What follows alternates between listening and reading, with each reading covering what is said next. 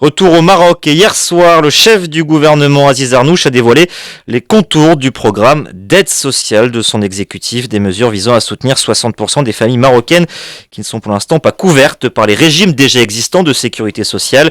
Candice Mazot-Tomazic, bonjour. Bonjour Pierre, bonjour à toutes et à tous. Ce projet est présenté comme un réel bouclier social pour lutter contre la pauvreté. Oui Pierre, et d'ailleurs il est élargi à d'autres couches de la société. Alors pour directement entrer dans le détail, le programme vise deux grandes catégories. D'abord les familles avec enfants de moins de 21 ans, puis d'un autre côté celles sans enfants ou avec des enfants adultes en situation de pauvreté et de vulnérabilité.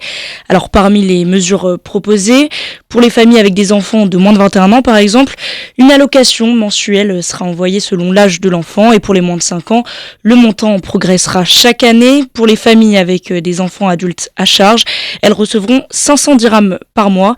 Et puis troisième aide phare du projet, une prime de naissance de 2000 dirhams pour le premier enfant, 1000 dirhams pour le second. Quelques spécificités aussi, notamment pour les enfants en situation de handicap qui recevront un chèque de 300 dirhams jusqu'à fin 2024, puis 400 dirhams à partir de 2026. Et puis aussi, il y aura dans la continuité du programme DAM pour les femmes veuves précaires, un soutien financier. À noter en tout cas que toutes ces aides seront perçues dès le mois de décembre 2023. C'était une vraie volonté de la part du roi Mohamed VI qui avait annoncé le 13 octobre déjà que ce programme était, je cite, la concrétisation des valeurs de solidarité sociale que les Marocains portent dans leur ADN.